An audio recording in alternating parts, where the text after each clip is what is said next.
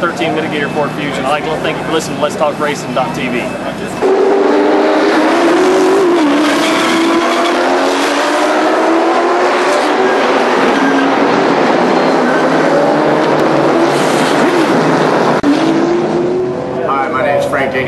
Driver of the number 5 Kiker Motorsports Camry. Welcome to Let's Talk Racing TV.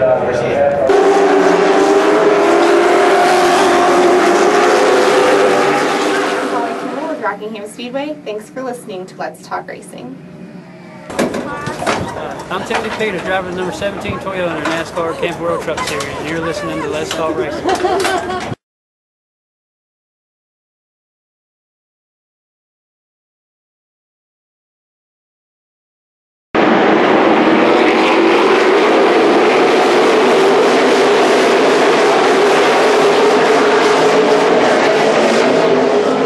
Hey guys, I'm Daytona 500 winner Trevor Bain, and thank you for watching Let's Talk Racing.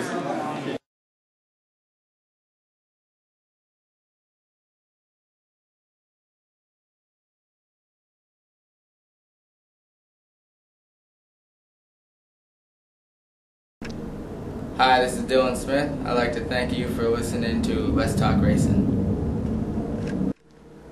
Hi, I'm Amber Colvin. I'd like to thank you for watching Let's Talk Racing.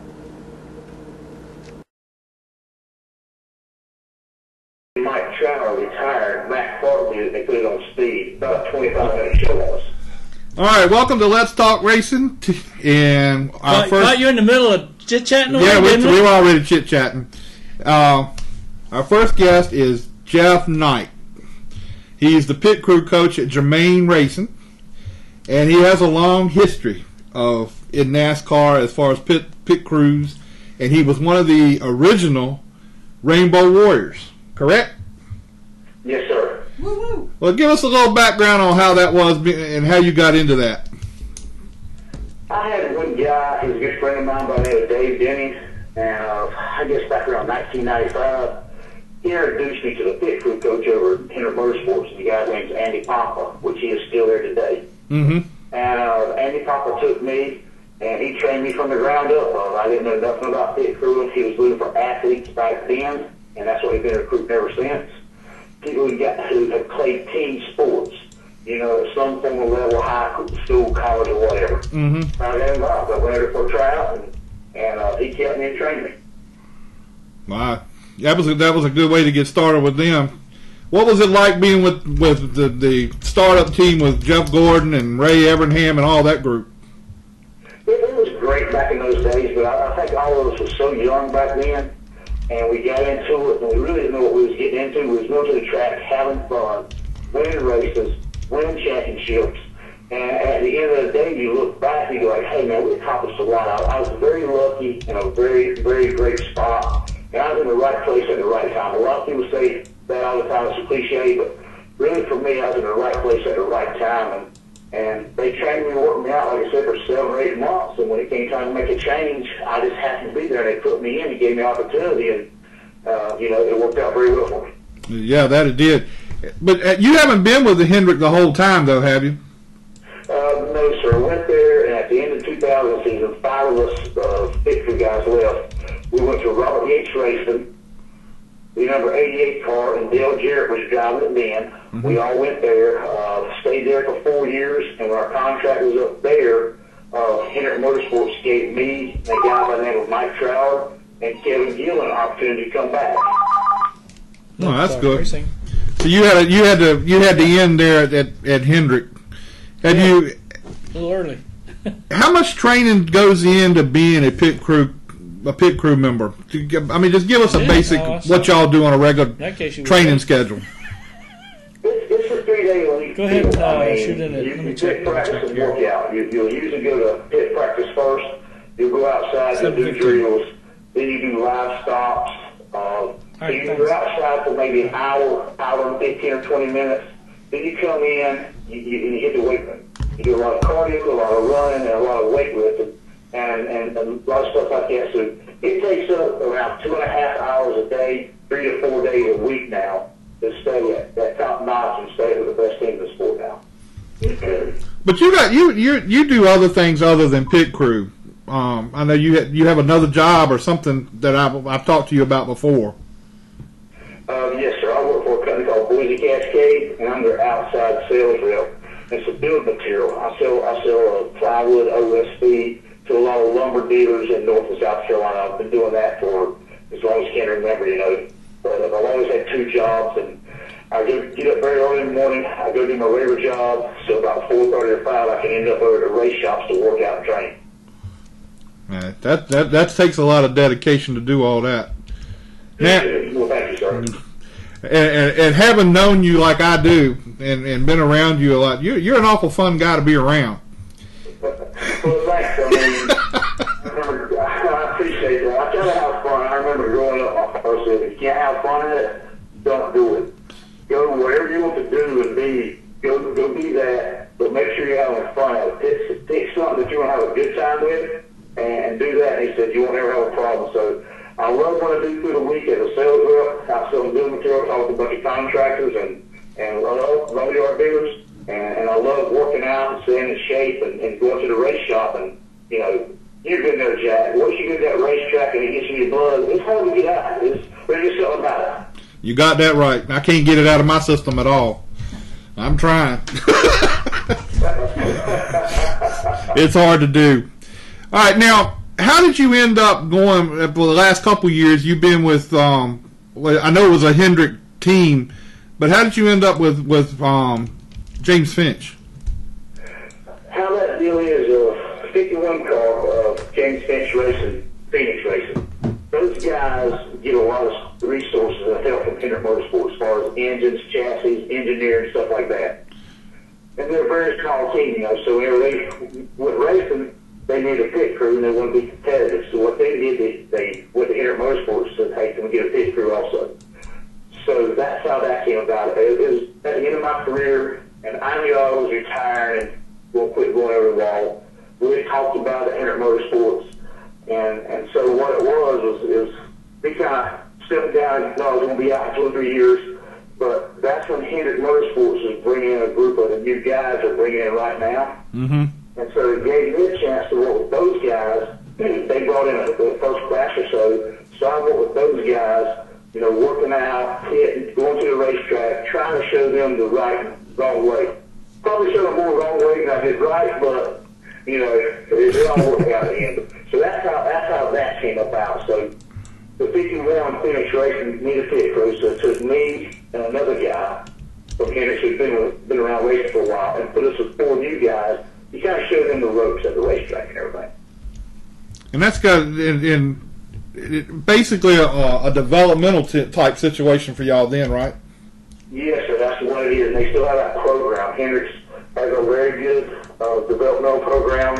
They probably got 10 kids over there right now that are working out and training for backups to see if they can make it in the sport in case somebody gets hurt or somebody moves on or somebody just does not perform. They can always have like a farm system to plug somebody in, and that's when all of that started over there. So, you know, it's been working out very well for them the last couple of years. Well, now I'm going to ask you a personal question about, well, not a personal question, but I'm going to get a personal opinion from you. I know you've been watching in the news and everything about Christmas Abbott, getting all the publicity she's getting for being a wannabe crew member. And you don't see any of the guys that really go out there and do it on a regular basis or an extended period of time get any press at all, hardly. How do you feel about that? I'll be honest with you, Jack. It doesn't really bother me. I haven't, and really I've seen bits and pieces of it. Mm-hmm. I haven't paid much attention to it, but I see what you're saying. And I've heard a couple of guys at the track before say, hey, you know, maybe I paid my dues a little longer, but I mean, at the end of the day, it's good for the sport. I mean, when you look at the whole big picture here, whenever you can do something like that and work somebody in and she's going to have opportunity there, and hopefully she makes it. It's good for the sport all the way around. I mean, there's some guys who probably don't like it, but at the end of the day, it's like everything else in life, it's change.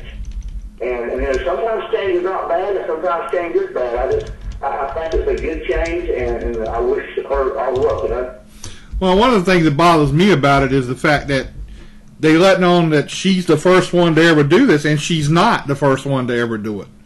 No, she's not the first one to ever do it. There's been a few before her, but I think she's the first one, what they're trying to say, has made it to this level. Well, I know there was one, I can't even think of her name now, that did a pit stop for a cup race in Pocono a few years ago, and then she hurt her shoulder like a couple races after that, and then she was out of it. That was only one, and I have a hard time with the fact that she's getting a lot of publicity with the fact that she's the first one and she's not the first one, and that. Yeah. I think what they're trying to say is like I said, Jack, she really is the first one. 'Cause I know what you're talking about. I don't know that other lady's name either, but there was one before or two. But I think she's the first one. What they're saying is taken it this far, lasted this long, and has done a pretty good job up at this point. You know, where it goes to from here, nobody knows, but I think that's what they're promoting, saying, hey, she's the first one to get this far along in the sport when it's been, dominated by males for so long. And I think that's why you hear a lot of publicity about it. All right, now let's talk about you got a new job now in racing. Tell us a little bit about that.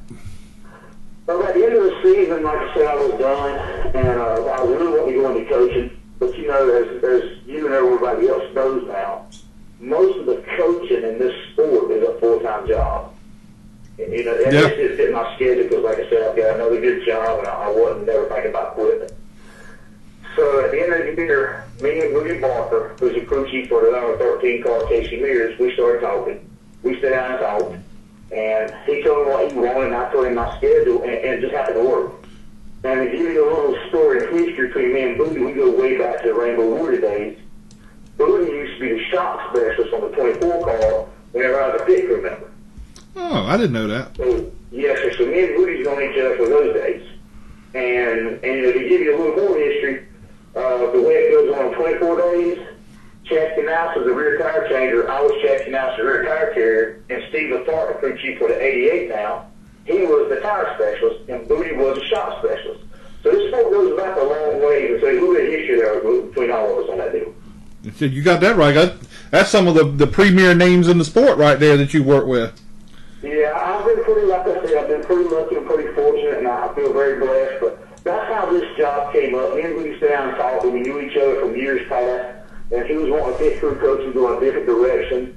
And it worked out. I could do my regular job, show up, train, work those guys out in the evenings, and go to the track with them on Sunday like I've always done. So it fit what he was wanting, and it fit my schedule. And so far, it's been very, very good. And I've enjoyed every bit of it so far this year. Well, that's good. I mean, and I'm happy for you that you got what you were looking for there, because I think the sport would not be the same if you wasn't around. Well, I appreciate that, sir. And like I said earlier, once it gets in your blood, even though no matter what you do in this sport, mechanic, crew chief, pit crew member, whatever, once it gets in your blood, there's just something about you still want to be around there. Maybe you don't want to do and travel like you did, or maybe you just can't perform at the level you need to perform at anymore. But you want to still do something in the sport because it's just, it grabs a hold of it, and you just can't let go of it. You can't let go of you if you're really into it. And that's where it is with me. I've always wanted to go into coaching after I got through hitting race cars. And like I said, Jermaine Racing and Booty Barker gave me the opportunity, and so far it's worked out very well. I'm very happy for that. Well, I'm very happy for you too, and I hope we'll get to see you soon. And I appreciate you taking the time out to give us a call, and we'll talk with you again soon and get back with you. Thank you, Jack. I appreciate it and enjoy being with you tonight. Hope we get to do it again. You have a good evening. You too. Thanks a lot. Bye-bye. Bye-bye. That's cool. That's cool. He's a good guy. I mean, Yeah. you have to know him, and what you heard right there is he is a funny guy. He is really somebody really funny, and I enjoy being around him, and he turned out to be a real good friend for the last couple of years that I've been around. And he took care. He makes sure that my wife and I get taken care of at the racetrack when we go there. So cool beans. Now he's out in Washington State. no, he's in Charlotte. Oh, he is in Charlotte. He don't have a Facebook. I tried to find it. Yeah, he does. I think I found it. Oh, well, he told me he didn't have one. Well, let me double check. I know I got him one. All right, this is the other guy. Go ahead. Let's talk racing. Yeah, this is Joel Willman. How you doing? Hey, Joel, how you doing tonight? I'm doing just fine, sir. How are you? I'm doing great. Introduce yourself. I'm Jack Dodson, and Roger's on the other side. And Roger's over there, behind the board. Awesome. Now, I'll be totally honest with you. I don't know a whole lot about Joel Willman, so why don't you tell us a little bit about yourself? Well, Joel Willman, I'm a fourth-generation race car driver. I was born in Fort Hood, Texas. My dad was the Army recruiter for the very first U.S. Army drag racing team ever. And then from there on, I've always had been around racing. Worked my way up into working for a couple of IndyCar teams in 1994 while I was still serving in the U.S. Army National Guard, and then decided to start racing on my own shortly after that. So I just kind of took off from there. When I was 10, I should say about 15, my first race was against Jeff Gordon at Granite City, Illinois, Tri-City Speedway. So you've done a little bit of the sprint cars and everything then. The non-late sprint cars, yeah. I did a couple of shows just locally at a little dirt track back at home in Indiana, and before I moved to Wisconsin, and then we ran dirt modifieds. I ran some super stocks, street stocks, pure stock, limited late model, super late model, and now I'm trying to make my way into the ARCA series. All right, what are your plans with the ARCA series? I mean, tell us what's going on with that. Right now, we have a great marketing partner with the PTSD Retreat. They're doing a great job, and we're trying to raise as much awareness with the PTSD Retreat for the men and women that serve their country. And so what the deal is, we're going to try doing a few ARCA races. Toledo, Ohio is looking like going to be the first race that we're trying to do on the schedule. And then from there, anything's possible. I've talked to a couple of NASCAR nationwide teams that are interested in working with us as well. So a couple of phone calls earlier today actually looked like it definitely could be heading in the right direction. So is this team your team, or will you be driving for somebody else?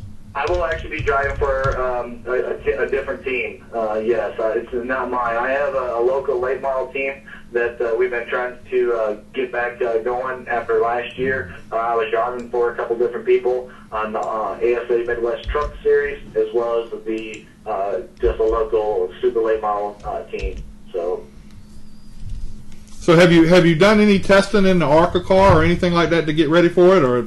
Absolutely. I actually was down at Daytona testing with Roger Carter Racing, and got Super Speedway approved. We did, I think, like 20 to 30 laps. I think it was actually a little bit more than 30 laps, and ended up being 38th out of 62 drivers halfway, which was pretty close to where that car was qualified in at 500 by Roger. So I was pretty proud of that. So is the ARCA team have association with Roger, or is this going to be another? It's going to be a different association, actually a different team. I've talked to a couple of really good teams that are out there, and they have not yet made a debut yet this year, just because of funding. And hopefully with us raising money through the PTSD, we're going to be out there racing, at Toledo. All right, so where is most of your racing being done as far as your late models and super late models and stuff like that? Wisconsin, Illinois, Indiana, and Minnesota. We're going to be working with a couple of local teams in between trying to do the ARCA stuff and maybe a couple nationwide races, maybe a couple truck races. We're getting marketing partners that want to go that route just because they want to partner up with the PTSD Retreat. So. Well, that sounds pretty good. Now, I went through a thing on you, a bio of you, and your father was on the Army drag team. Tell me a little bit about that. Yeah, my dad, Kaley Willman, he was one of the first recruiters on the U.S. Army drag team, and just he appeared in all kinds of hot rod magazines. All back at that time, it was the way to go. I think at that time they had a Chevy Nomad, a 57 Chevy, and I believe I had a Chevelle that I got to see some pictures of, and a station wagon that they had actually. So it was pretty cool to grow up. We lived in Fort Hood for a little while after I was born, and after the U.S. Army Drake team, and then my dad moved to Indianapolis and actually got hooked up with Eldon Rasmussen and a couple other really good top teams, and he was pitting for them. And I think in 1975 he actually tried qualifying for the Indianapolis 500. So. And you had a great uncle that's in the Hall of Fame, the Indianapolis Hall of Fame, I understand. Yeah, we actually have two in there. I believe we're second or third cousins to Roger Ward, and then my great uncle Tony Willman is in the Indianapolis Hall of Fame, National Sprint Car Hall of Fame, and he's soon to be, I guess, we're talking about putting him in the Short Track Hall of Fame just for his accomplishments of racing, and back in the 40s. He won 100 races in 1 year, so that's quite the accomplishment back at that time. So, do you have any thoughts that somewhere down the line you would like to try the Indy race, or are you just trying to go basically stock cars? I'm all about roots of where my family has been. In fact, that is one of the things I would like to do is try to get into the Indy 500. I mean, I'm 39 years old, so I mean I kind of like you might as well hand me my walker and my wheelchair is what I tell everybody to what the competition that I race against. But I would be interested in entertaining that thought. Driving for maybe AJ Foyt would be a great deal because I mean he was actually a big inspiration to my father at the time. So have you had any times where you've come in contact with some of these NASCAR guys to help you out with getting you started in racing or anything like that? I've talked to a few drivers. I mean, obviously, you get to, up here in Wisconsin, we race with, Matt Kenseth and Ross Kenseth, and we come in contact with Kyle Busch when they do the Slinger Nationals. You go race at Wausau State Park Speedway, which is owned by Scott Wimmer and Ron Wimmer. So you meet and talk to them guys and try to, see what direction gets some points. But, up here in Wisconsin, it's like the floodgates of the Alabama gang. Everybody's trying to get everybody to get them somewhere, and I just figure I'm going to try doing it on my own. But I'll take the pointers that I got from them, and I'm using that to my advantage. Now, you said you did some testing with them at Daytona, and then your first race is going to be Toledo. That's one end of the spectrum to the other end of the spectrum. How do you think that's going to work out as far as running a small track like Toledo? I love Toledo. I've been over there. I've watched some races. And in person. Back in when the Iceman series was running, and I really like that place. And we run a lot of short tracks kind of like that here. We do have some high bank speedways and fast, and so there's a lot of similarities to some tracks that we race around here in Wisconsin that are equivalent to that. And I think being a short track guy, I think that's going to be in my forte. So I'm all for it. I'm up for any challenge that I come against, and I've been just grateful to even be affiliated with Carson Extreme, No Fear, the PTSD Retreat, and some great marketing partners. We actually have Coyote Ugly spoons that are actually a fishing lure that they've made some special lures for us, and it's pretty cool because to wake up one morning and go out and check your mail and you got your own fishing lure out there that's pretty cool. So, other than Toledo, where do you have anything else that you've got set that you're going to run, or is it's just a wait and see thing right now?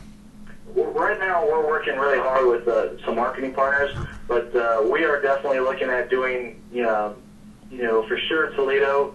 Looking to do some Michigan race. I actually just talked to a couple of people there to do the Michigan ARCA race.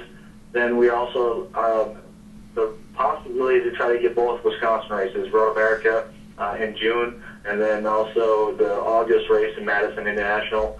because those are like my back door. I mean, I'm centrally located between those two tracks, so I think that'd be pretty cool to focus on those, just because we could do a lot with that. And then, obviously we're gonna talk to a team. Depending on what Mr. Bodine has to say, he approved me last year for a mile and under racetracks, and we're going to try to get a NASCAR start before then, and maybe shoot for the Indy race in the Nationwide. That's a big deal. That'll be a big deal for your first race to be at Indy like that. Yeah, and that's one of the ways that I can think of. If I can't make it in IndyCar, and we have the opportunity to work with a really great NASCAR Nationwide team to get me there, why not go and try that? All right, now you're going to do the ARCA stuff. Are you still running the late model and the super late models or whatever around your area? Yep, we actually have a couple races coming up here up in Marshfield, and then it looks like we're going to do one race up in the La Crosse area, and that's a NASCAR wheeling short track. We're going to be doing a couple races up there, and those are pretty much just a matter of getting everything right, the days right, so we don't conflict with any other racing that we're trying to do. So that's the big thing. All right, now what the interesting thing is, you're up there in Wisconsin. It's got to be harder to get yourself out there from up in Wisconsin as compared to being down in the South, down around the Charlotte area, whatever, to get your name out. How do you go about doing that with the people that you work with? It's just all about doing as many radio shows as possible, such as we're doing, with you folks, and just trying to get my name out there and let people know that we're trying to create awareness for the PTSD, and, that we're available to drive, and, you just tell me, what you want to do, and, we'll go there and we'll race. I mean, it's a short track, with through Carson Extreme, which is really nice. We can go to Las Vegas and do short track stuff. We can do a truck race, through, a truck team that he deals with, a Nationwide, and if the opportunity ever arises, or I ever get the sponsorship or marketing partners that come on board, we'll do, maybe a cup deal. But, that's a big pipe dream for me right now, the cup side of things. I'm more focused on, reality of doing an ARCA race, a truck race, and a Nationwide, because that's more tangible. All right, well, I wish you good luck in getting to that and getting that ARCA car going good, and hopefully get more starts. Well, and that's exactly it. And you hit that right on the head. I mean, we want to get the first race under our belt, which is Toledo. Focus on that, and then show everybody what we got, and we'll go from there. All right, well, we appreciate your time. Why don't you give your sponsors some credit and thank anybody you need to thank, so we can let them know how you feel about them. Well, I greatly appreciate it. I definitely have to thank Nicole Johnson-Starr for everything she's done with me and making me the national spokesperson for the PTSD retreat. Please go on the PTSD.org, check that organization out, and donate and help get some of these soldiers to these races that we have racing retreats involved. So that's a great thing. I have to thank the Veterans Outdoor World here in Wisconsin. They're a great organization that take veterans out hunting and fishing. So I greatly appreciate their support as well. Coyote Ugly Spoons up there in New York. I got to thank him very much for designing spoons and fishing lures for us to sell and try to help create more awareness. And No Fear Racing. They're a great company with Chase Austin. He's heading up that organization out of North Carolina. Great gentleman to know. And then also Terry Carson and Carson Extreme. Just because of the fact that he has such a great media outlet that we can get our name all the way across the board with as much as we can with people like him. So I really appreciate everybody that's done that, and all my fans and friends that have supported me. But mainly, I got to really thank my fiance, Mary Jo, and her daughter Katie, and my two kids, Kendra and Mitchell, for all their support when I'm gone racing. Well, we appreciate it, and I hope we get to see you down this way soon. Well, I greatly appreciate it, Roger. I really appreciate it, Jack. So thank you very much, and I love your show, and hopefully I can come back and talk about some success. Well, we'll do that. We'll get back in touch with you again. All right. right, thank you very much. All right, thank you. Yep, bye-bye. Push speaker. Push the other line. Push speaker. Kaley. Let's talk racing. Hi, how are you? Hello, is this Kaley? Yes, this is. You sound so shy today, Kaley. Come on now. How are y'all doing? All right, how are you doing today? I'm good. Just getting everything ready for Illinois this weekend. All right, well, give us a little background about Kaley Engstrom, because I really don't know a whole lot about you, or I don't know. Just give us a little background about how you got started and what you're up to. Well, I started when I was 6 years old. My older sister and my dad actually were racing asphalt go-kart on the road course, and so they kind of got me started in the asphalt deal with the kid kart, and then we moved out to the country, and he decided that he wanted to build a dirt track. And so we kind of ditched the whole asphalt scene and went to the dirt racing. And really, I've been just moving up from different motors and then bigger cars. And now I'm racing a micro sprint, which is 600cc engine, and the sprint car, which is a 305 engine in it. So where are you doing all your racing at? Mainly in Texas right now. Well, I guess I'm racing a midget in Illinois. But I race the 305 at Kennedale Speedway, and hopefully Mountain Creek and RPM some more this year. And I race the micro at Kennedale Speedway also. So the team, is it a team that your family put together to race, or are you driving for somebody else? I drive the midget from McCreary Motorsports. They're a great team. I've run about 4 races, I think, with them already, and they're from Illinois. And then the car I drive right now, ShoutMyPower.com sponsors me in that, and it's pretty much just me. And then I have the micro also. All right, now I also saw it somewhere in reading your bio that you have a K&K Race Services. What is that? Yeah, I started that, I think, a year ago, and it's just for me to help younger racers out. Like, I put on driving schools for kids at our go-kart track, and I get people's carts ready, I maintenance them, I set them up at the racetrack if they want me to, and right now I'm currently renting out my micro sprint to Cole Glasson this year, and I'm hoping to get a few more racers and just help them move up through the ranks all I can. Well, where did you get all your experience as far as getting the knowledge to be able to keep up a micro sprint and your go-karts or whatever that you're involved with? Where did you get your knowledge to do all that? Just me working on the cars. My dad, he runs his own business, and so he's never had a whole lot of time to really help me with my own cars, so it was really up to me to Google or YouTube a bunch of how-tos on the whole go-karts and mini sprints. And so really I just talking to people, and a bunch of people have helped me out, and I just pretty much figured everything out myself. Well, that took a lot of character to do that, to be able to figure it all out on your own. What is your dream as far as motorsports is concerned? What would you like to, where would you like to go with this? Of course, I'd like to be able to race in NASCAR. I think every driver really wants to be able to do that. But I mean, if I can't do that, I really want to be a crew chief or a mechanic on the cars, just because I know so much about them, and that's truly my passion. So, is it in your plans to somewhere down the road that you may try to come, let's say, to the Charlotte area or whatever, and get involved with the schools in the area, or get involved with the team down here? Yeah, I've actually looked up NTI, which is the NASCAR college up there, Mm-hmm.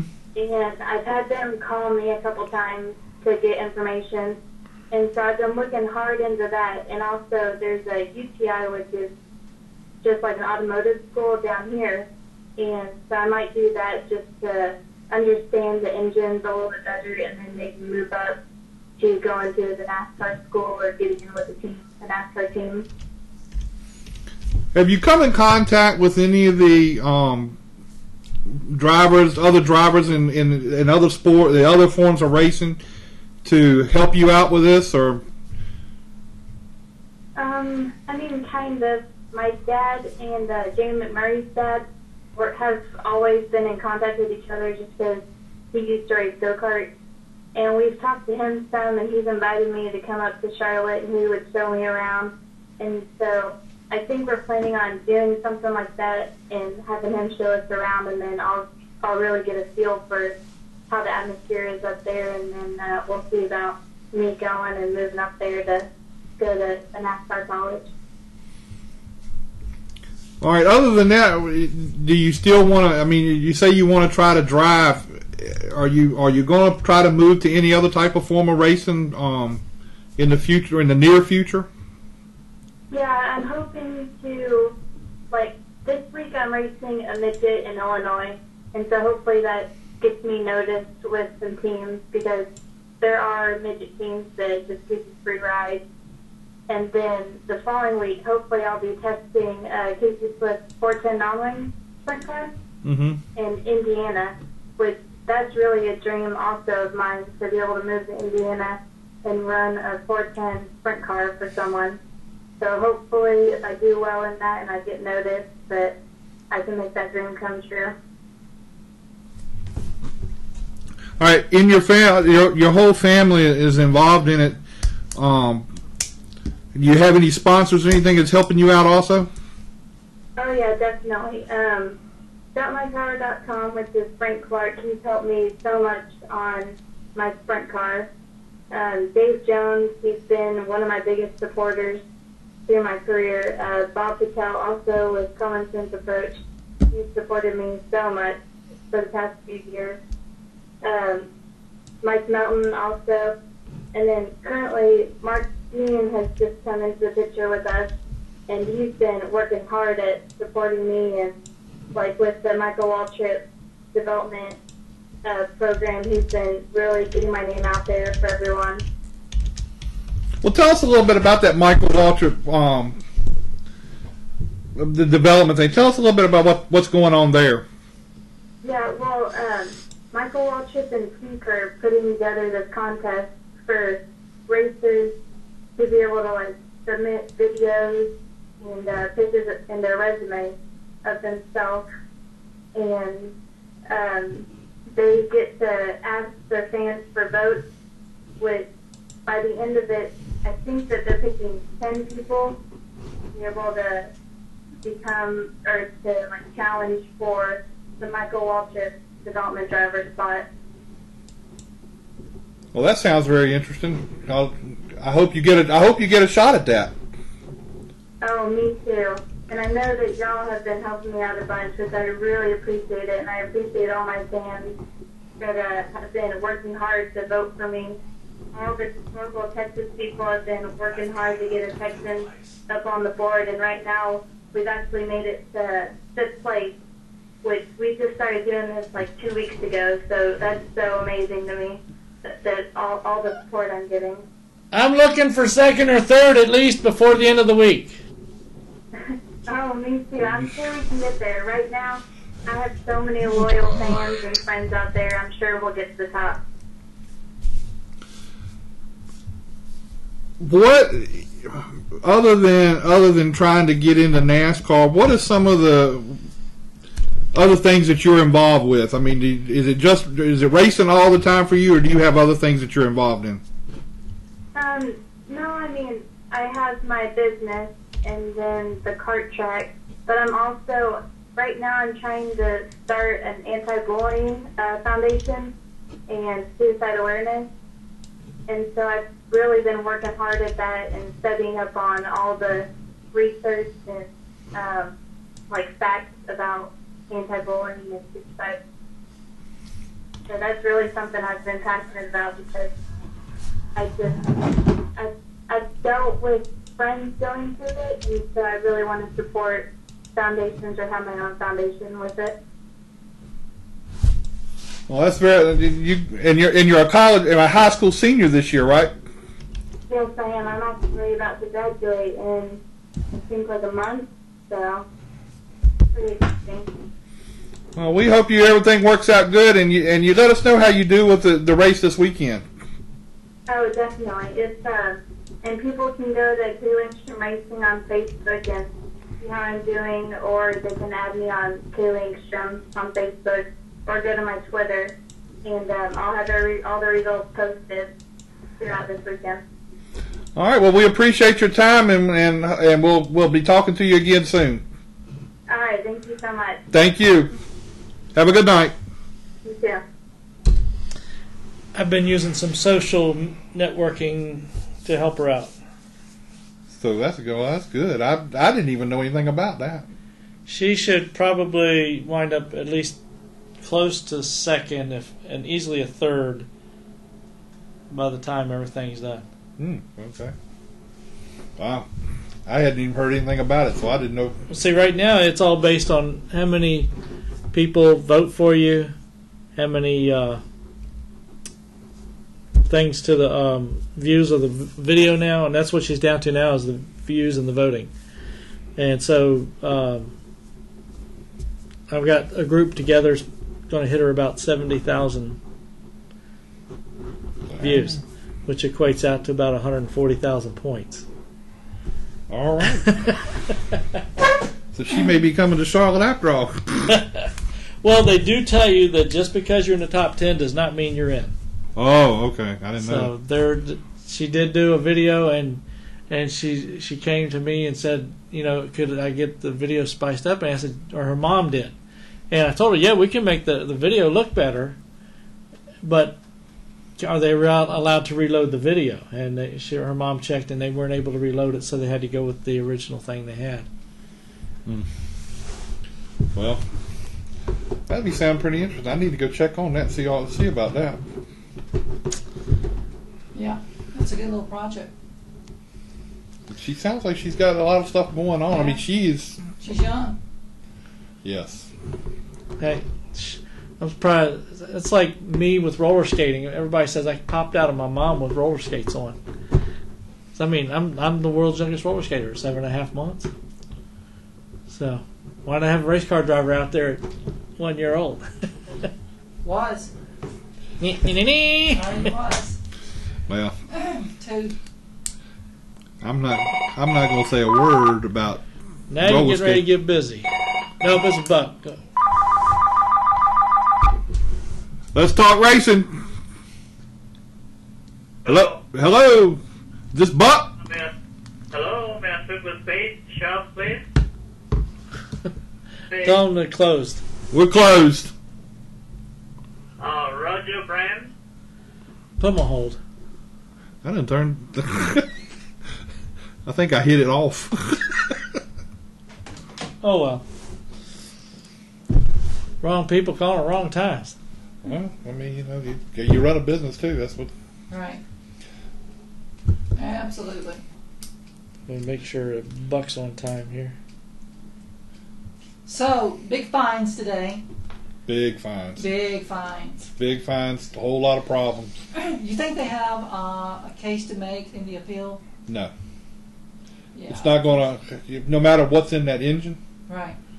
You're held responsible for it. Same thing with Carl Long. Yeah, you're held responsible for it. So I don't see it going as strong as it is. Yeah. I see them reducing it a little bit. Go ahead and call in. But I think Penske has a better shot of getting theirs. I do too, because that was really, really gray. I think Penske's got a great shot of getting theirs reduced. Right. And I think theirs is scheduled for May 1st. Yeah, next week. So Monday. they'll know what's going on. But I know all the Toyota teams that get their cars through get their engines through TRD have gone back and pulled all the engines out. So evidently, unbelievable. It evidently is something they really want to check. Systemic. Yeah, they want to check this thing out because evidently there may be more problems there than they thought. You know, So the odd part about that during engine assembly, those things are all weighed. Every rod, every wrist pin, every piston. And they, Everything's weighed. So how did they miss that? Because one rod does not make. well, they say that one rod can give them Sure. a little boost in horsepower, and you can look at how fast he was the other day. Right. You know, he was the cream of the crop the other day. I don't think there was anybody in the ballpark with him. See, Casey ran him down at the end, but that was all. I think that was more of a handling situation. Issue, right. But see, it all comes down to this, from my perspective.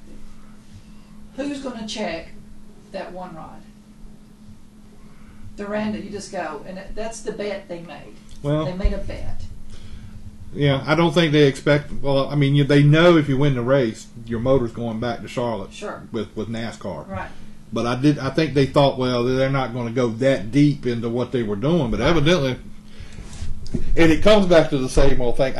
There's people down there that are telling stuff left and right this year. It is a fibber world. There are people telling stuff left and right. I know. So I have a feeling there may be a conspiracy theory going on with that too. Right, it's true. Interesting. Well, let's see what happens. I mean, you know, that may be something that just totally, you know, not in there. Sure. I do know with the Penske thing, there was a conspiracy theory with that. Totally. I got. Hey, all it was somebody had to be laying down next to him in the next stall. It happened. Take pictures. I know for a fact that happened along the way. Right. I know that happened. So, you know, it'll all be worked out sooner or later. I think that pretty much eliminates the 20 from the championship. Yeah. Denny's pretty much done from the, but they still have a shot at the owners. But he's not going to have any chance to make that. But and if the Penske cars don't get theirs reversed, they're pretty much out of it too. So hey, Buck. It's going to be pretty interesting to see how all that works out. Right. And we got the big race weekend at Richmond this weekend. Big weekend. Denny Hamlin tomorrow night. Denny Hamlin's tomorrow night in the K&N race. And I was planning on going to that tomorrow night, but I'm not going to be able to now because I've got to go pick my son up at the airport. Sure. But I wanted to go see. That's a positive negative there. Yeah. But I wanted to go because there's going to be some good. Racing. There's going to be some good people at that race. So right. I'm excited to see. And it's not on TV until May 16th or something like that's when it comes on TV. Bye-bye. But anyway, that's the way it goes. Cool beans. Poor Buck. He got an emergency at the Richmond track already. Curtis, I think it was, one of the guys' engines blew, and they were trying to hurry up and get the engine and everything, get it back. And let's see, they don't even have Michael Waltrip or Curtis Markham's car in the track yet, and they're trying to close the track on them, so they can't get their cars in. Just lovely fun. It's called NASCAR drama. Well, that's true. But he's got a nice car. Michael Waltrip's car looks really cool. I saw that the other day. What's going to be on it? That's Peak. Oh, Peak. That's right. He's doing that whole thing. Peak Antifreeze is going to be on that one, and Tony's has got some JR bystander. I don't know what I know that guy is a very, very big supporter of sprint car racing. Oh, okay. Right. So he's going to be sponsoring his late model. Right. It's going to be some big guys in that late model race. That's good. That's good. It raises money. It raises money for the charity. But I would love to see that race because I think it's going to be really good. And then the K&N race is going to be tomorrow night too. So yeah, you're going to get, if you go down to Richmond, you're going to get both the K&N and the Denny Hamlin race. Right. I'm still peeved. Well, I wanted to go to the race tomorrow night, but I won't be going now. So, but I would love to. I would love to see that race. I was trying to get Brennan Newberry to come up from Charlotte up here to be on the show since he doesn't have to race trucks this weekend, but he's racing ARCA instead. So, and Robert Richardson, he left early this morning from Fort Worth, so I reckon he's flying up. Yeah. But I didn't hear back from him, so oh well. We're all by our lonesome out here. And that's all right. Brian Keselowski, there's not but 43 cars in the Cup garage this week. That's great. So he is in the race. He's definitely in the race, and he teamed up with Go Green Racing, right, And Ben Leslie is going to be his crew chief. Yeah, Archie St. Hilaire is part of that group. Yeah. Yeah. So that's going to be. I'm glad to see they're going to make it. They're going to make it in the race. Right. So at least he'll be in the race. He needs to do that. It really needs to be in that event and run some laps. You know. And it's going to be. I think there's 46 cars going for the nationwide races. Right. Morgan Shepherd's coming back again this week. So. That's always a big event for the nationwide series. That's always people kind of come out of the woodwork to run that event because it's a great track for nationwide cars. It really. And people think they can get their driving talent to step it up a notch there and overcome some technology or funding issues. So, interesting. Anyway, he said he would try to get all that stuff taken care of and call us. So he's running out of time quick. Cool. But anywho. So what else is the latest news going on? They got practice up there tonight with them? Or are they just trying to get them in the track? Well, let's see. They're going to be racing tomorrow, so today would have been practice day. Yeah. Well, I know Nationwide first thing in the morning has a 2.5-hour test session for their nationwide cars. Right. And then I thought they were going to do all the practice for the late models after that. They're going to have some practice. So evidently because and then of the they're going test. to have qualifying for them. Yeah. And then they're going to have, I think, some heat races. Go ahead, Snake. Let's talk racing. Hey, what's going on? Hey, how you doing? Let's talk. Get Richmond straightened out for you guys. I tell you. What's going on at Richmond? They're unloading cars like crazy right now, and a couple of guys are running a little bit behind the clock, and they're trying to get there because they're shutting down the gates at 8 p.m. So it's awfully fun. Sucks to be them if ain't there on time. That's it. Well, that's what you plan. You know how that goes. So how many cars are they expecting there tomorrow night? I saw a list, but usually the list isn't always up to what it's going to be. Yeah, it's according to what we had, right at about 40 cars show up at the test session on and off. A couple of them left early, a couple of them, just stayed for a couple of little, through the end and everything. But according to the last list that Lynn Carroll and I went through together, we're expecting at least around 45 cars is what we're thinking. Well, that's good. That's a good, strong field.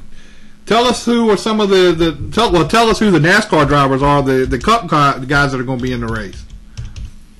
Well, we're going to have we got a little bit of a surprise at the test session. David Regan showed up with his driver Austin Hill, and when I asked him when do I think we could get in there, he said he was having so much fun in his late model, he agreed to come. So we got David Regan as a new guy this year. Trevor Bain's going to make it. He was supposed to come a couple of years back and had an issue, and he wasn't able to come. And so we've got Trevor Bain, Ricky Stenhouse Jr. Of course, Matt Pensis is going to be driving Denny's car for him. Tony Stewart, Kyle Busch, Regan Smith, Max Pappas, Darrell Wallace Jr., Greg Alding, Kyle Larson, and Curtis Markham, just to name a few. There you go. Man, that's going to be a good field, and a lot of the local, the big local guys are going to be there too, from what I understand. Oh yeah, CE's coming, of course. He's the only late model guy to ever win the race. The last race we had at Southside, the first late model stock car event that we had. So we got him, and then Lee Pulliam, the national champ, he's coming. Greg Edwards from down there, Langley champ, he's coming.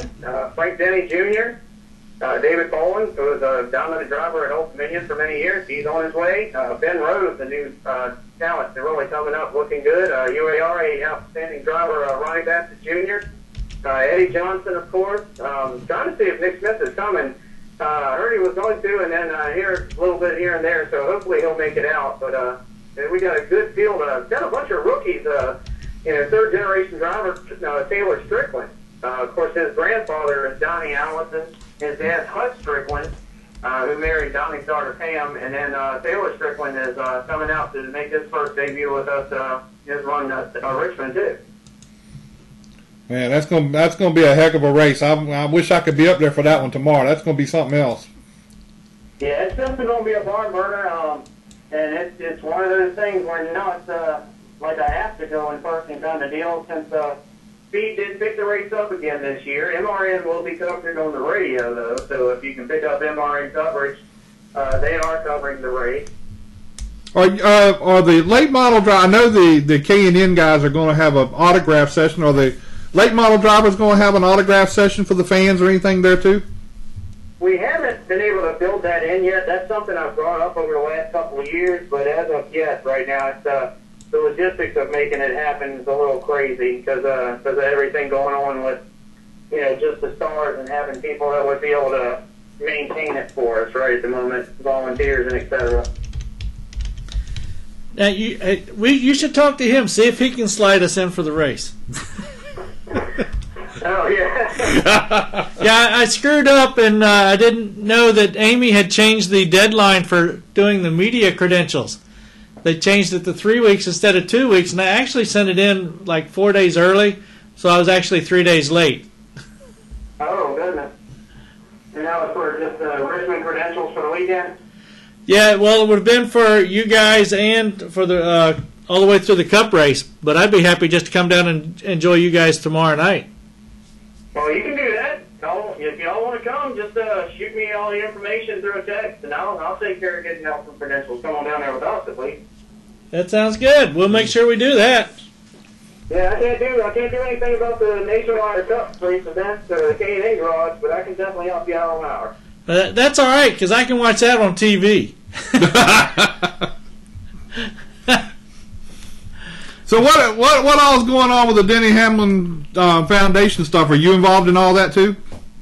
Yeah, my wife's there first. She's the director of the foundation, and we're just trying to. Right now, we're still working on the same plan that we started last year with the Richmond Children's Hospital, making donations to them. Trying to, we're working on a $150,000 donation to one of their wings out at the mainland.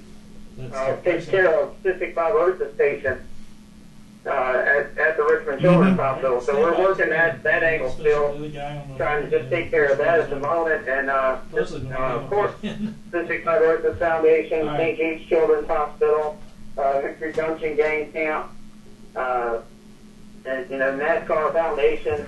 We try to spread the money around as we make it, and just really are happy that we were able to put together this event. It became a little bit of a chat almost 10 years ago when Denny was still, looking at late model stock cars as a fresh kid. We joked around about it, and then when it worked out and he got in the Cup, it became a reality. So it's pretty neat to have this happening. And I know it's pretty bad for him. I know he wanted to be involved in the race and not to be able to be there to be in the race. Yeah, I saw him today. I was up in D.C. with him at a appearance for the Red Cross he did for FedEx, and he's still waiting on exactly what the notification was going to be from doctors and et cetera. Of course, just the general knowledge will tell you, you don't want to take a risk in a late model when your entire livelihood in a Cup car. Right. Yeah, I can totally understand that. Yeah, so it's just it's a good decision. It's one he doesn't like. He's competitive. I mean, he'll go to a buffet and race you through the line just trying to get the food faster. You know what I mean? So him sitting out any kind of race, drives him a little bit up the wall. But when he fully understands where he's at and what his sights have to be set on. Well, I know it was official. I know it came out today that he wasn't going to be doing the Cup race either. So. Do they have any type of time frame of when he'll go back and be tested again so he can get back in the car? From what I understand, it's week to week. They check him every week. Oh, okay. Because not only are they, checking him to see if he can come back to the track, they're just, flat out checking to see how the healing is going. Oh, okay. Well, good. Well, we appreciate your time and letting us know what's going on. I know you got a lot going on up there. Hey, yes, sir. And like I said, get Roger to shoot me all the information, and I'll pass it right on to everybody that takes care of all the credentials. All right, man. We appreciate your time and appreciate you doing that. All right. Thank you very much. Thank you. All right, bye. Bye. All right, Okay. man, you got something going on. It's going to be a fun time. Now. Yeah, you got lights flying all over the place up here. 6 people, too. This is going to be fun. Now you're gonna have to help me with this one, Nick. There's lights flying and people. Okay.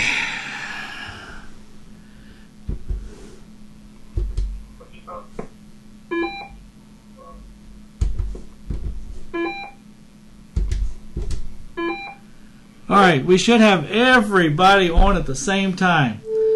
Okay.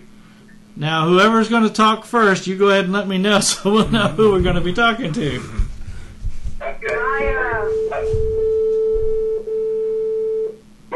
I'll start first. Hang on a second. Okay. Seems like we're getting... Calling in right now. He's trying to get through to you. He's trying to what? My brother is calling right now. He's trying to get through to y'all. They keep going to voicemail. Oh, tell him to call 757-727-9263. I thought y'all were going to be on the same phone. No, we're on different phones. All right, go ahead and have him call in on the other line then. Okay, what's the number? 757-727-9263. 9263. Yep. 757-727-9563. Is that correct? 9263. 9263. Yep. Yeah. Call. That's the other line. He's trying to get through right now. Okay. All right, let's see if I do this right.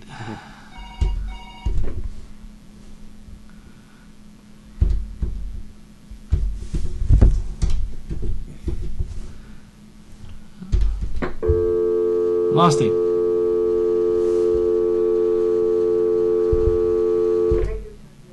Tell him to try again. I lost him somehow. Oh, let me go catch on the other manger line here.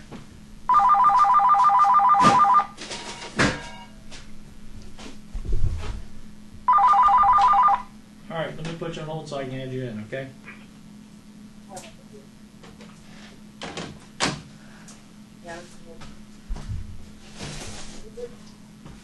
So much fun. All right.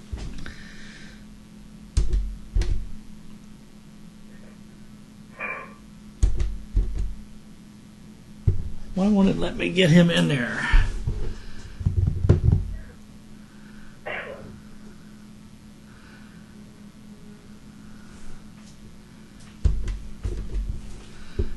It may have maxed it out. Well, let's talk to them and have him come in after she's finished. How about that? Have him use your phone after you're done talking, okay? Okay. Because I think this thing's maxed out. It only pulls in 3 lines at once. Okay. That sucks because I got 6-line phones here. Anywho, go ahead and start up. Sounds like he's trying to call you again. Tell him to call in? Tell him, after you're done, have him call in. Okay. All right. Do you just want him to use my phone? Yes, that'll work. Okay. All right, whoever's first, go ahead. Yeah, this is Barry Platz with Seriously Southern Entertainment. I'm the executive producer of this project called Rewind Pride, about young racing phenoms that are heading NASCAR. All right. So what are you dealing? When you say hitting NASCAR, what are they doing? Okay, these kids are really doing good. We have several of the kids on the cast. One of the racers is Chandler Smith of MCS Racing. He's 10 years old. He's a 6-time national champion. He travels the country going to different racetracks and chases points and chases championships in the Bandolier electric car racing circuit. We have a brother and sister sibling team, and they're just phenomenal. They're really good. They're fast. Taylor Jorgenson, she's been racing for a while, and it's rare to see female racers out there chasing these guys, but she figured out a way to do it and figured out a way to win. And she's got quite a bit of credentials behind her as well. This year we were out filming, and we watched her race in the Legends Car Series, and she won her heat during our production, and then turned out and coming in third. And I forgot what race it was, but she has not been racing the Legend Car very long. She had just moved up, and so these kids they know what they're doing. She won the Winter Flurry Championship at the Atlanta Motor Speedway in 2012 for her class, and she also won the Winter National Championships in Albardale, Florida, winning 4 or 5 races. And just as fast as she is her brother, Jensen. This kid, he's really coming along. He's getting better and better and better the more he races. He won 3 of 5 races at the Winter Nationals this year, and finished second in the overall championship. And then, like I said, of course, there are several kids on this cast, and they all have their own. They all bring a different element of racing to what they're doing. So, how did you go about picking the races that you have that you're going to put on this? Well, it was a process. When we look at doing projects, we work on multiple projects. This is one of ours. And when we started putting this concept together, the cards kind of fell in place pretty easy. Yeah, and this is Steve Webb. I think the other thing too was there's just not a show like this around for young racers, and we wanted to fill that gap. And we knew of Chandler Smith and his achievements, so we approached him and his dad, his mom, and they were very much interested in getting involved in this. And as we got involved with them, we began to know some of these other kids.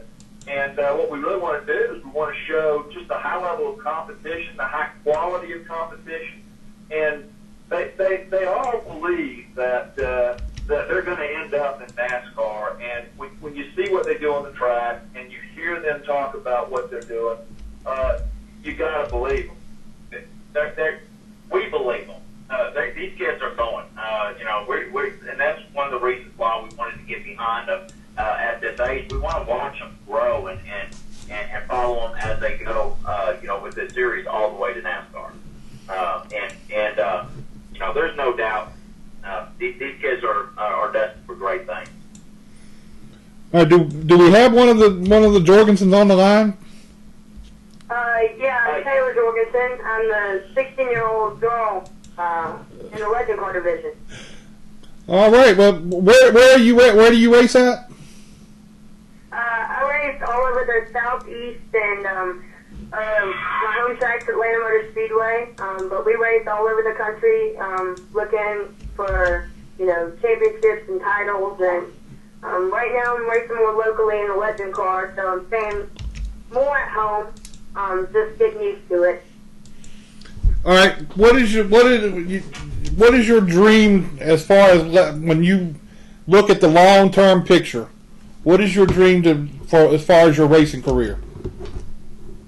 So my dream is NASCAR, definitely.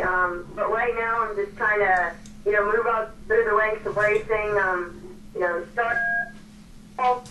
My next goal will be late models, and then after that, I want to go bigger ARCA trucks, and hopefully one day I'll land a ride in NASCAR. That's my ultimate goal, and I'm not looking back. I'm just looking towards that goal, and I'm gonna work for it and race.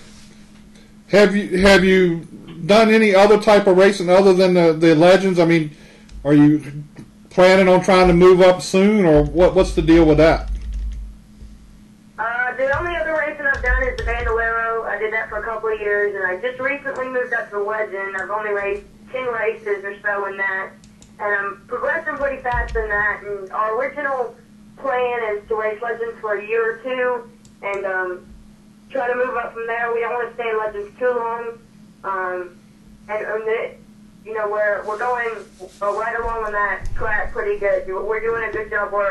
I'm actually improving better than I thought I would and adjusting to it better than I thought. So it looks like the year or two plan is still a go. We'll see. I wanna move up real quick. Though. I don't want to race Legends too long because I don't want to miss the window. All right, who else we got on the line? Anybody else? Her brother was going to swap out. Okay, Bruce. Where do we see this show at about these kids? Say again. Where will we be seeing these kids? I mean, what show is it, or where will it be shown at?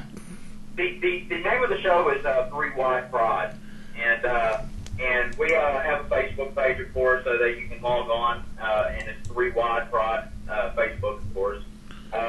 And what we're doing right now is we're putting all the pieces together to take this out to LA and take it on the network. We're getting a lot of good feedback on this project, and just anytime you do one of these productions, it's a process. So we're trying to move it as fast as we can. We want to get it in the living room of everyone. And on top of that, you know, we've been reaching out with some of the NASCAR people that are involved in NASCAR in the past and present.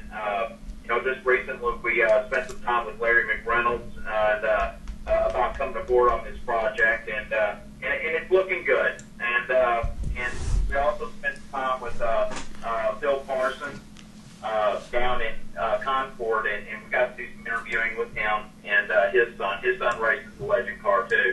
And you know, a funny story about that is that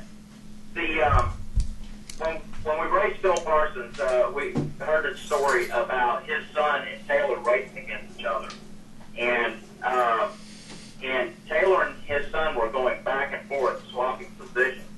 And when the race was over, Bill Parsons come running over, and he was just, you know, that girl can wheel. He was very excited about her ability, and you know, I thought that was a great story. That is a good one.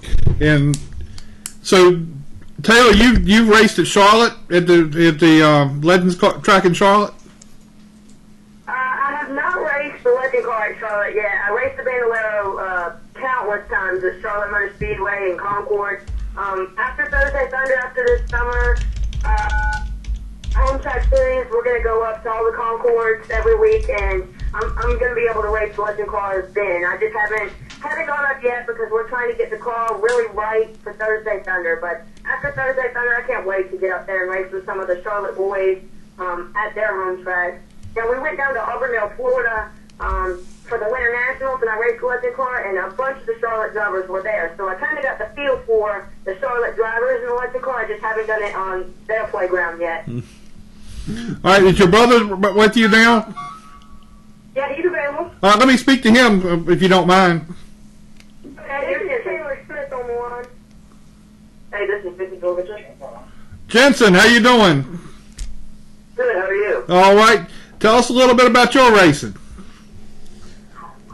Well, I've been racing for 4 years, going on my 5th, and first few years I just kind of got a handle on the Bandolero car, and last year we went for the national championship with my sister, and I was right behind her, following her, and she ended up getting second, and I ended up third in the country, and this year I'm actually going to get the national points championship, and hopefully that'll work out for me.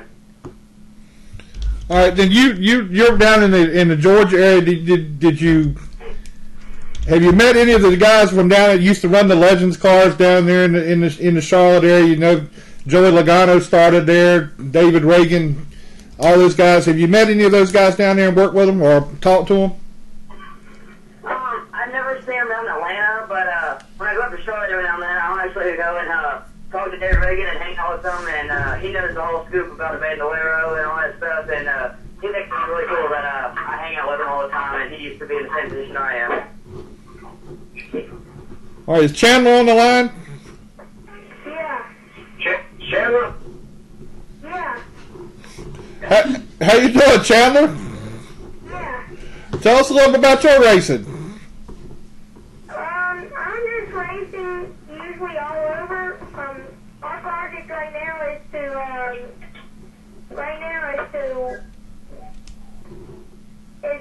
go to Concord, race and get some points, and just race all over and do the best as we can. So do you live in the Charlotte area? No, sir. Where do you live at? I live in Georgia. Oh, so you're in Georgia too. So you're gonna make that haul up to Charlotte and run some races up there. Yes, sir. All right, that sounds good. So who helps you out with your car? Rusty Clinton and Rusty Racing, my stepdad and my dad. All right. And do you have any sponsors on your car? Yeah, I got Stand 41, Fast Black, Jason Sign Source, MCS Motorsports, and Rocco's Pub. All right, Jensen, do you have any sponsors on your car, and who helps you out?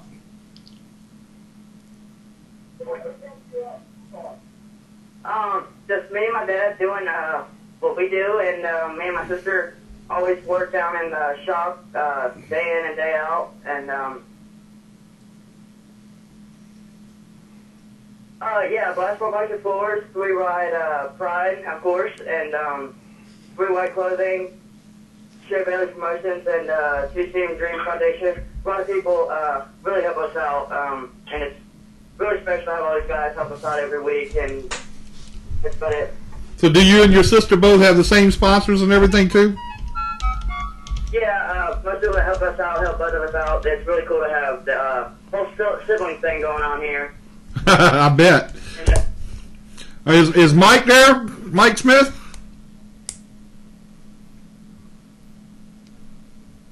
No, he couldn't get through.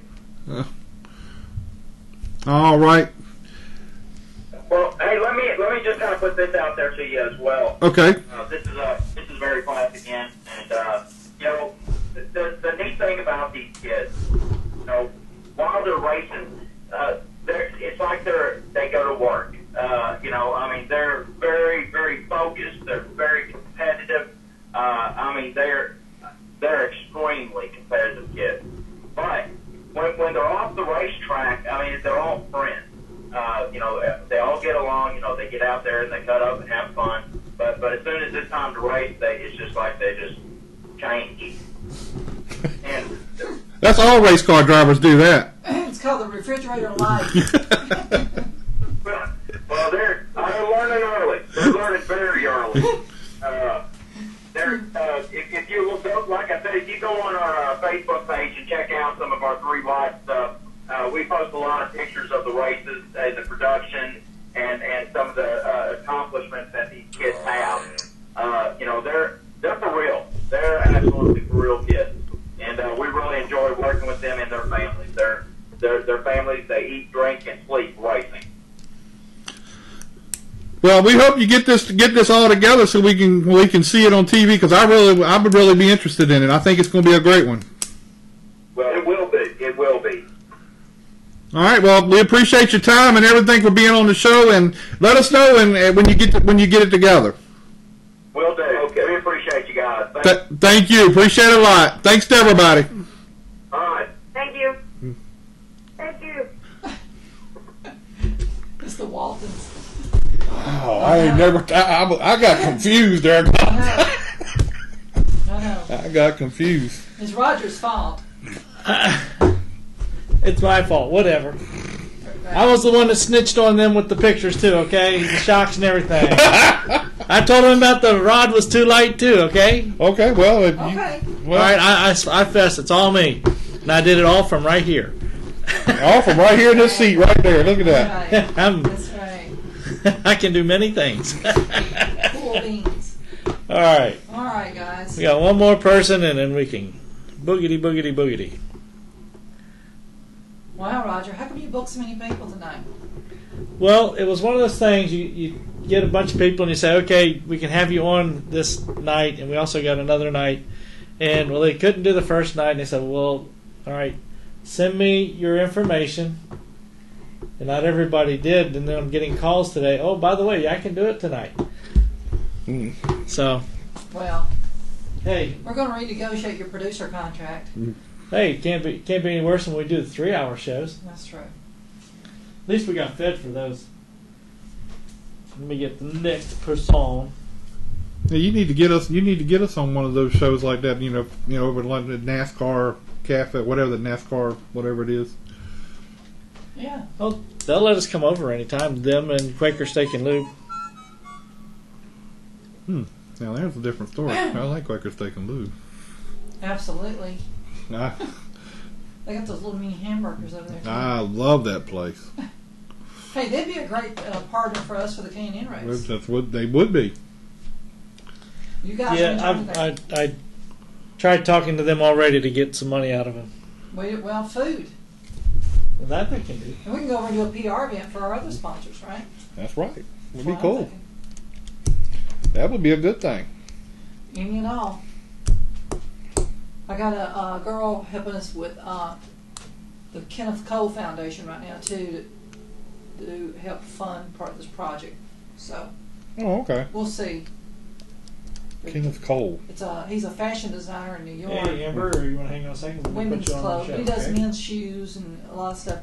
But he's Okay, Amber's on the line. has lots of money. Hello, Amber. Hi. This is Jack Dodson. How you doing tonight?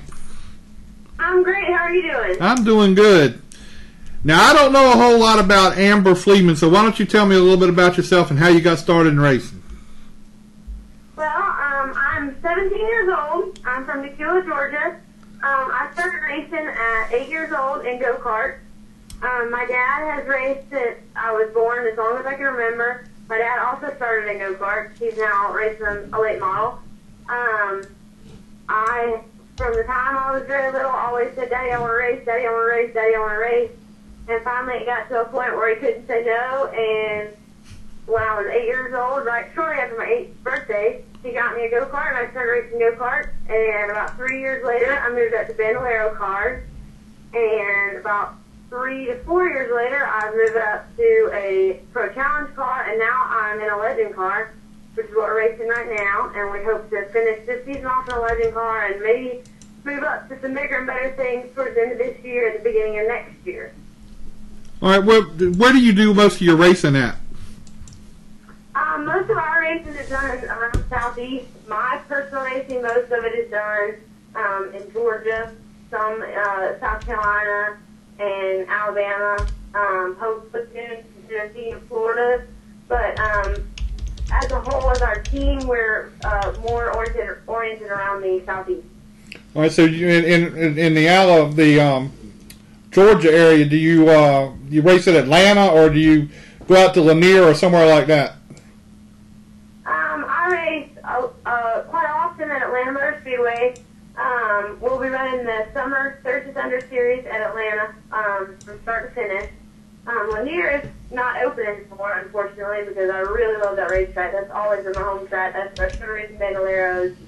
And I would love it if somebody came and took the track and build it up again to see what it used to be, because it's an awesome track. It really is. But we raced at Gresham Motorsports Park, which is in Jefferson. We raced in Cordele, down in more southern Georgia. We did some racing in Alabama and Anderson Motor Speedway on Friday night. So, when you're talking about at the end of the year, you'd like to move up. What kind of things are you looking to do in the future?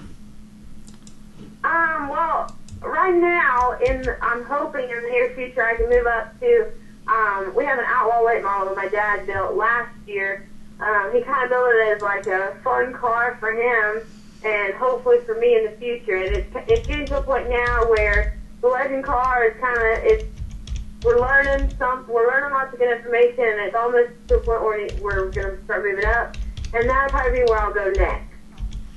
Have you run any of the big races in the Legends cars up in Charlotte, the big money race up there? Or are you planning on trying to do that this year? Well, we have haven't run any of the big races up in Charlotte or anything yet. This will be my second full season in a legend car, so this year we are definitely going to move around and run some of the bigger races to get some more experience, see time in the car, because we definitely need that experience, but we haven't yet. Well, I'm definitely looking forward to it. There's a lot of big competition up in Charlotte in the North Carolina area, and it's good seat time for a driver who's looking to move up. All right, now who all is helping other than your father? Who else has been helping you with your car? In the shop we have my dad, and I'm down there quite often. And we also have Jeff Holden, we call him Mumbles. He's our crew chief for Fleeman Racing. He's an awesome guy. He's helped us a lot in the past year. I really enjoy working with him, and that does a lot because I'm one of those drivers that I don't listen to my daddy, and that's all how it works. But he's really nice to have on the shop. He's a lot of help. He's extremely knowledgeable. He's great working with the cars. He works well with me. And that's been a lot. Because sometimes it's hard to work with female drivers, but he does a good job. They all do a good job. All right, so when is have you already started your season this year, or are you still waiting to get started, or? Yes, sir. We've been running the winter flurry series at Atlanta Motor Speedway, and the Anderson Motor Speedway has already started their season. We have yet to run one of their races due to scheduling issues with the late model, but we will be running some Anderson races on Friday night coming up soon, and we will be running the 30 Thunder Series in Atlanta, which starts on June 5th or 6th, if I'm not mistaken. And we'll be running some off-season races here and there up until Summer Series. Summer is when it really gets up and running, but it's kind of hard for me, especially, to be running some of these races during this time because I'm in school and I don't like to miss a lot of school. So we try to keep school as number one priority, and then we race on the weekends. So are you a junior or senior in high school? I'm a junior in high school, almost a senior. I'm almost there. Almost there. So let's say you get finished with school.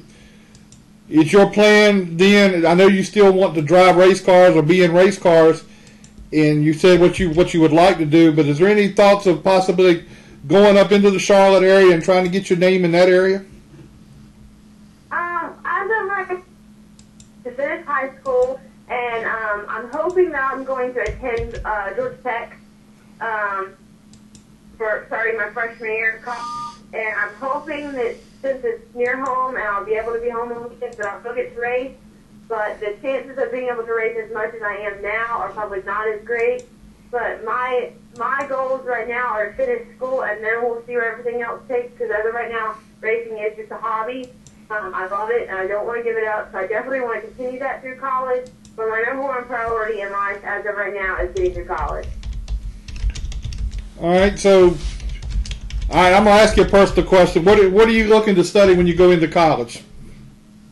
I haven't 100% decided, but I'm directing more towards engineering, specifically mechanical engineering.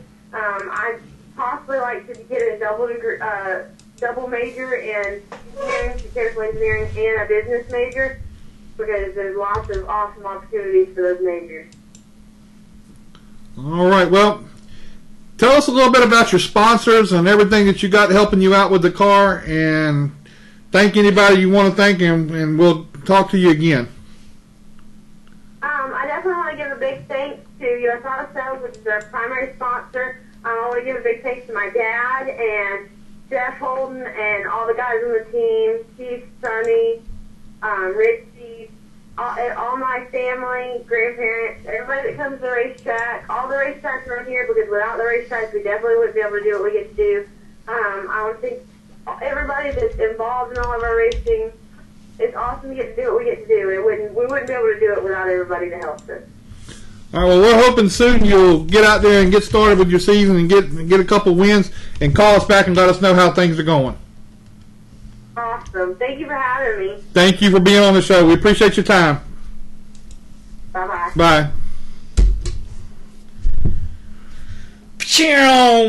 Anybody else? No, that was it. We can call somebody. Can do. Should call up Cliff and say, what the hell's happened to Tony's car? I don't think they know what's going on with Tony's car.